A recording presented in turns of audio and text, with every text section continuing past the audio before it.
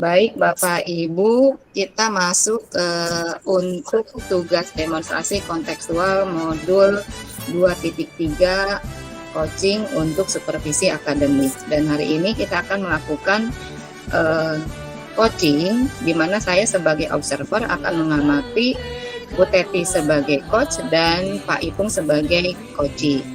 Dan sebelumnya saya akan melakukan percakapan coaching atau pra observer dulu begitu ya, pra observasi yang akan saya lakukan. Assalamualaikum Bu Teti. Waalaikumsalam Ibu Eli. Bu Teti, hari ini kita akan melakukan coaching ya, Bu Teti sebagai coach, kemudian Pak Ipung sebagai coachingnya. Nah, saya akan menyampaikan rubrik penilaian untuk tugas saya sebagai observasi ini, yaitu terkait dengan kompetensi inti coach atau kompetensi inti yang harus muncul ketika Bu Teti menjadi coach. Yang pertama adalah present, kemudian yang kedua mendengarkan aktif, dan yang ketiga adalah mengajukan pertanyaan berbobot. Nah, kemudian kira-kira nih Bu Teti, dari apa yang harus kita lihat itu, kompetensi coaching yang mana yang ingin dikembangkan dari ketiga kompetensi inti itu? Mungkin mendengarkan aktif ya Bu Eli. Mendengarkan aktif ya. Kemudian yang ingin secara spesifik saya observasi, kira-kira yang mana dari ketiga kompetensi inti itu sebagai coach? Mengajukan pertanyaan berbobot.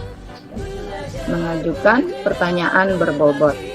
Tadi yang ingin dikembangkan tadi adalah mendengarkan aktif.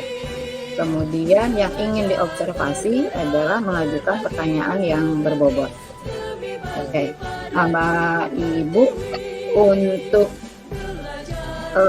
Ibu merasa berhasil begitu ya, atau berhasil mengembangkan kompetensi inti ini, tentunya kita memiliki indikator ya yang harus kita capai ketika kompetensi inti itu bisa kita katakan tercapai.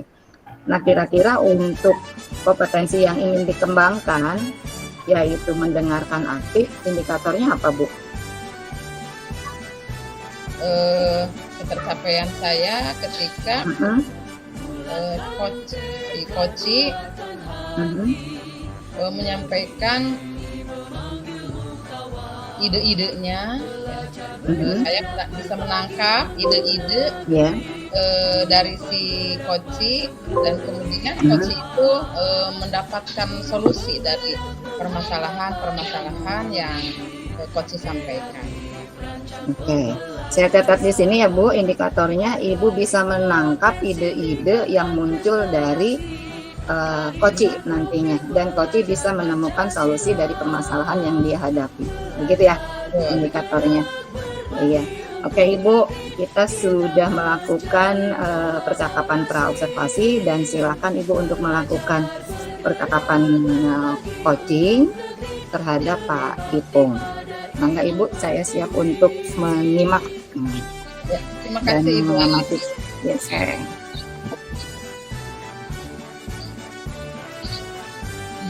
Apa kabar Bapak Ibu? Alhamdulillah sehat dan baik. Gimana kabarnya Bu Tuti? Alhamdulillah baik. Kemarin katanya Pak Saiful mencari saya ya. Betul Bu, kemarin saya pesan-pesan juga ke guru-guru, tolong kata saya cari posisi Ibu di mana nih, kata saya pengen ngobrol-ngobrol nih, ada beberapa yang harus disampaikan, mungkin ya saya pengen curhat gitu Bu. Ya baik ya. Baik, dari pembicaraan hari ini, apa yang akan kita capai, tujuan apa yang akan kita capai yang diharapkan oleh Pak Ibu? Iya Bu, ada beberapa kendala ya di sekolah saya, karena saya sebagai kepala sekolah ya punya keinginan besar sih. Orang-orang kan sudah menerapkan IKM ya, kemudian nah hadirnya beberapa pembiasaan yang harus diterapkan di kurikulum Merdeka ini seperti pembelajaran berdiferensiasi gitu ya. Kebetulan di saya memang ada beberapa guru yang sudah senior begitu. Jadi ketika disuruh belajar di PMM itu ya tidak, alasannya saya tidak menguasai IT gitu. Nah itu ternyata kendala juga karena memang mau tidak mau pembelajaran berdiferensiasi itu ya harus menjelajah sendiri gitu kan.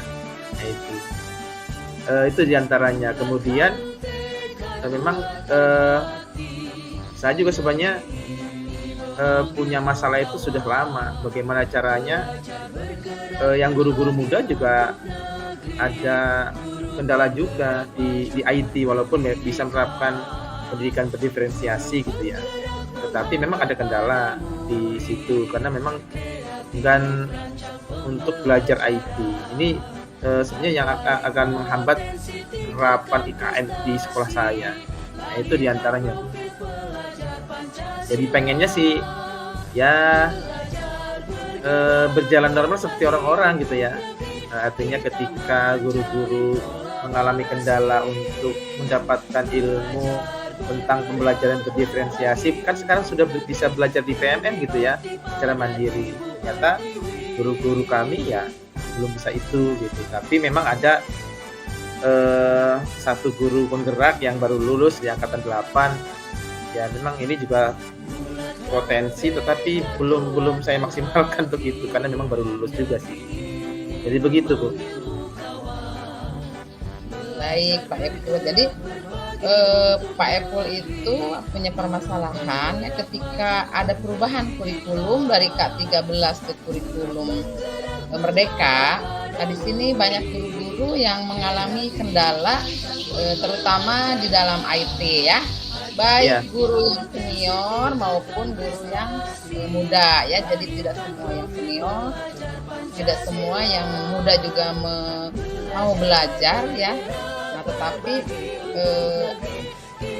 imbang lah ya antara yang senior dan yang junior gitu ya. Iya betul. Sama-sama terkendala dengan IT ya. Menurut Pak Ipul sekarang ada di posisi berapa kalau dinilai ya, posisi sekarang ini guru-guru di lingkungan Pak Ipul? Kalau standar saya sih saat ini masih di bawah standar ya. Kalau standarnya 100 paling saya bisa memposisikan diri, teman-teman guru ini masih di 40. Karena memang untuk bekal pembelajaran berdiferensiasi itu kan ya harus di IT dulu gitu. Makanya saya tidak bisa menyebut bisa menilai di awal 50 ke atas, saya tidak berani. Nah, makanya ini paling standarnya 40 dari 100. Baik, jadi masih kalau dinilai oleh angka posisinya baru di angka 40 ya. Betul. Harapan Pak Ipul nanti ingin mencapai angka berapa? Dari proses sekarang sampai dengan semester depan ya 6 bulan barangkali, saya sih berharap ya dari 40 itu bisa 70 sudah alhamdulillah. Karena memang prosesnya kan kita agak lama juga ya untuk memulihkan sesuatu yang kebiasaan baru itu tidak mudah. Saya sampai mencapai untuk semester ini mencapai 70 saya sudah alhamdulillah. Syukur-syukur sampai 80-90 itu sudah alhamdulillah sekali. Baik Pak Ipul. Nah kemudian kira-kira menurut Pak Ipul apa ya yang menjadi penyebab guru-guru tersebut kurang memahami IT? Sebenarnya kan ya faktor-faktor yang mempengaruhi ini yang pertama adalah sekolahnya kan sekolah di pinggiran ya, artinya di pedesaan. Jadi tuntutan untuk itu memang tidak terlalu seperti di perkotaan gitu. Itu yang pertama. Yang keduanya memang mereka sudah nyaman dengan kebiasaan lama gitu ya, tidak menggunakan IT. Jadi mengajar ya mengajar saja begitu. Ini tidak mau keluar dari zona nyaman itu gitu. Yang penting sudah mengajar, kemudian sudah menunaikan kewajibannya, kemudian sudah mendapatkan gaji, ya udah selesai segitu aja gitu. Itu persepsi mereka tuh perlu dipulihkan dari hal tersebut ke kebiasaan sekarang seorang guru itu seperti apa. Nah, ini yang agak sulit ya, kemungkinan yang saya hadapi itu diantaranya kendalanya itu. Dan kemudian ya bukan hanya yang senior, yang muda-muda juga sama seperti itu. Jadi tidak mau keluar dari zona nyamannya itu.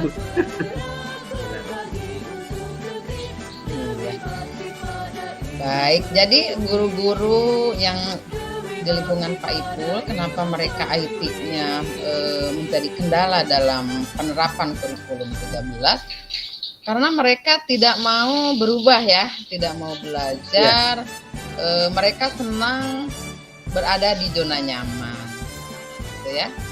Iya.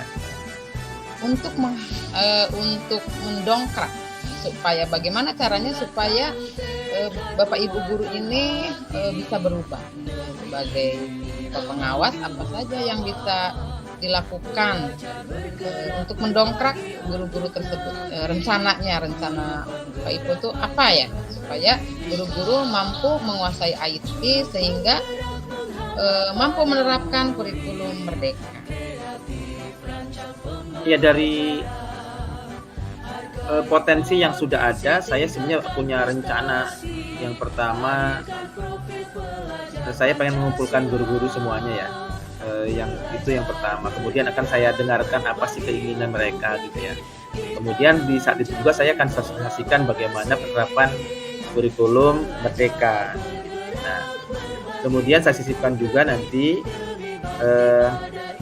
keinginan mereka itu akan saya verifikasi, kemudian akan saya berikan minimal solusinya seperti itu. Dan kebetulan di sekolah kami kan ada satu guru penggerak yang baru lulus. Nah, kemudian ada beberapa juga yang sudah menguasai IT, cuman memang masih minim. Di antaranya operator dan juga guru penggerak yang tadi tuh. Jadi sudah menguasai IT kan. Nah, ini akan saya manfaatkan untuk bisa berbagi sesama. Artinya kalau untuk IT mungkin ya sifatnya pendampingan kepada guru-guru yang lainnya, bisa belajar rekan sejawat ya, dengan rekan sejawat. Dan nanti akan saya tentukan pokoknya guru 1, 2, 3 nanti belajar ke operator, kemudian 3, 4, 5 nanti ke guru penggerak yang ada. Dan nanti kalau pokoknya sudah yang sudah berhasil atau sambil berjalan gitu ya saling saja. Artinya yang sudah bisa ya mengajari teman yang lain yang belum bisa. Itu sifatnya jadi belajar sesama teman sejawat. Itu yang akan saya terapkan untuk kedepannya. Kalau sudah penguasaan IT-nya sudah bagus, termasuk nanti pendampingan untuk penerapan penyusunan RTP berdiferensiasi. Nah, ini juga terutama saya tugaskan kepada guru penggerak yang ada. Dan nanti kalau memang sudah suntuk karena yang mendampingi hanya guru penggerak, saya berencana nanti sebulan sekali akan saya undang guru penggerak yang dari luar sekolah saya gitu ya, yang mungkin sudah menerapkan praktik baik di sekolahnya. Nah, ini sebagai apa ya namanya, sebagai penyemangat mereka, oh iya di luar sudah seperti ini gitu ya. Jadi minta untuk berbagi dari teman guru penggerak dari sekolah lain. Itu sih, mudah-mudahan dari langkah-langkah yang kami tempuh itu tadi, mudah-mudahan di 6 bulan pertama ini ya, baik itu dari belajar bersama rekan sejawat maupun menghadirkan teman-teman guru penggerak dari sekolah lain yang sudah membiasakan praktik baik, itu nanti bisa berbagi ke sekolah kami. Yang paling penting adalah ya pendampingan dari ibu pengawas, dari mulai perencanaan awal, kemudian pelaksanaan sampai dengan nanti tindak lanjut selanjutnya nanti mohon izin kepada ibu pengawas untuk selalu memonitoring kami gitu ya, supaya perkembangannya secara bertahap terlihatlah begitu. Saya kira begitu Bu, ibu pengawas. Baik Pak Ipul, ya ada akan dilakukan Pak Ipul untuk memfasilitasi guru-guru yang tadi supaya mampu di IT gitu ya. Yang pertama Pak Ipul akan mengumpulkan guru-guru tersebut, kemudian akan berkoordinasi dan berkolaborasi dengan guru penggerak. Kebetulan karena di lingkungan Pak Ipul sudah ada guru penggerak ya, jadi guru penggerak akan melakukan pendampingan kepada rekan-rekan sejawat ya, jadi melakukan tutor sebaya. Kemudian Pak Ipul juga akan melakukan kontrol terhadap perkembangan guru-guru tersebut ya. Nah, mudah-mudahan apa yang direncanakan oleh Pak Ipul bisa dicapai. Dan Pak Ipul juga akan merasakan membuat pembelajaran berdiferensiasi, membimbing guru-guru ya dalam melaksanakan pembelajaran berdiferensiasi. Nah, kira-kira kapan nih akan dilakukan oleh Pak Ipul? Kalau rencana sih Bu secepatnya ya, karena kayaknya teman-teman juga sedang menunggu saya, instruksi saya. Tapi kalau untuk yang guru penggeraknya sudah koordinasikan. Jadi minggu ini kita akan bertemu dan menyusun rencana tahapan-tahapan yang harus kita lakukan. Insya Allah kayaknya teman-teman sedang menunggu juga sih sebenarnya gitu ya. Mudah-mudahan minggu ini sudah kita briefing, kemudian minggu berikutnya sudah kita laksanakan sampai dengan di akhir semester ini. Amin, amin. Mudah-mudahan apa yang diharapkan oleh Pak Ipul bisa tercapai ya. Amin, amin. Setelah kita berbicara panjang lebar tadi, apa nih perasaan Pak Ipul setelah kita ngobrol bareng? Ya, alhamdulillah Ibu, terima kasih nih ada hikmah di balik percakapan kita ini. Alhamdulillah, walaupun tadi di awal saya tanya gimana nih pemecahannya gitu ya, karena punya masalah. Ternyata setelah saya ngobrol dengan Ibu, alhamdulillah semua permasalahan yang dari penguasaan IT, kemudian juga penerapan kurikulum Merdeka, dan alhamdulillah kayaknya sudah terpecahkan dan tinggal menunggu aksinya nih nanti. Mudah-mudahan nanti secara bertahap kita diberikan kelancaran, dan saya sendiri berharap Ibu nanti di akhir pelaksanaan rencana saya ini ya, di akhir semester nanti Ibu hadir kembali di tengah-tengah kami untuk bisa menginformasikan kira-kira seperti apa sih perkembangannya kami setelah mengadakan rencana aksi ini gitu ya. Dan nanti Ibu sudi kiranya untuk bisa memberikan penilaian kepada kami, kira-kira nilainya berapa gitu Bu ya. Alhamdulillah, makasih Ibu. Mudah-mudahan nanti nilainya sudah naik, ada di level 75 gitu ya. Amin. Awal sampai 100 nilainya. Amin. Baik Pak Ipul, kita cukupkan pembicaraan sampai hari ini ya.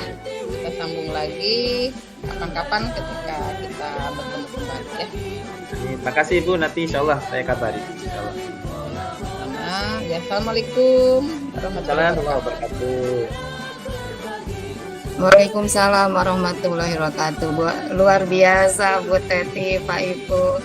Bu Teti, di sini Ibu sudah melakukan coaching sebagai coach ya, sudah memberdayakan Pak Ipul. Dan menurut Bu Teti nih, kita refleksi dulu ya dari Bu Teti. Dari kompetensi inti yang ingin dikembangkan tadi kan pengennya mendengarkan aktif nih ya.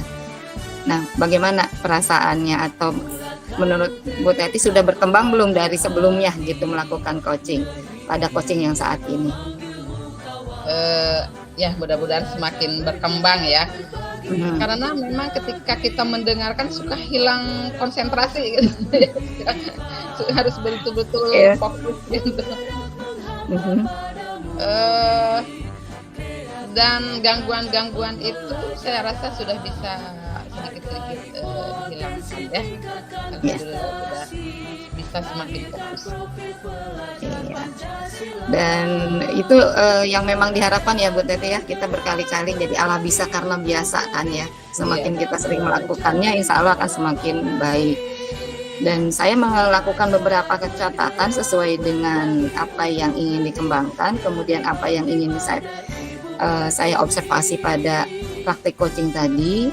Yang pertama, secara umum saya memberikan apresiasi yang sangat tinggi untuk Bu Teti karena Bu Teti sudah menjalankan peran coach dengan berbasis pada alur tirta gitu ya. Sudah menentukan tujuannya, identifikasi juga sudah rinci tahapannya gitu ya. Kemudian rencana aksinya juga sudah ada, hanya mungkin di rencana aksi nih, tadi kan ada beberapa alternatif. Bu Teti tidak menguatkan mau yang mana dulu yang akan dilakukan oleh Pak Ipung gitu ya. Kan tadi ada yang pertama koordinasi dengan GP yang ada di sekolah, kemudian dengan yang di luar sekolah, kemudian melakukan kontrol. Nah ini yang mana dulu yang akan dilakukan, mungkin itu yang kekurangannya di rencana aksi. Tapi untuk tanggung jawabnya sudah muncul, ada komitmen dari Pak Ipung bahwa itu akan dilakukan sesegera mungkin. Jadi alur tirtanya alhamdulillah sudah muncul semuanya. Kemudian untuk saya mengobservasi untuk pertanyaan yang berbobot, Bu Teti sudah mengajukan pertanyaan-pertanyaan yang terbuka dari hasil mendengarkan aktif. Yaitu tadi mungkin di sini saya melihat juga ada perkembangan dari yang sebelumnya ya, bahwa kompetensi yang dua yang ingin dikembangkan dan ingin yang diobservasi, sepertinya Bu Teti sudah mulai berkembang dan insya Allah akan menjadi coach yang lebih profesional gitu ya. Amin. Berikutnya Bu Teti, kalau ada kesempatan untuk coaching lagi atau Bu Teti mau coaching rekan sejawat lagi nih, kira-kira kompetensi inti yang mana yang ingin dikembangkan lagi nih? Dan hari ini kita dua nih ya, mendengarkan aktif dengan mengajukan pertanyaan yang berbobot. Nah ke depan apakah masih sama kompetensi inti yang ingin dikembangkan gitu? Mungkin lebih ke semua alur tirtanya dilalui dengan baik, tidak ada yang terlewat tadi ya. Masih ada di rentang aksi ya. Itu saya jadi kehilangan pendengaran seperti jadi lupa itu apa aja gitu. Karena fokus ke present ya. Ya betul. Nah, jadi kan saya tidak mencatat gitu, jadi tapi agak kurang konsentrasi di situ ya. Mungkin langkah-langkah dari alur tirtanya yang akan lebih saya fokus lagi.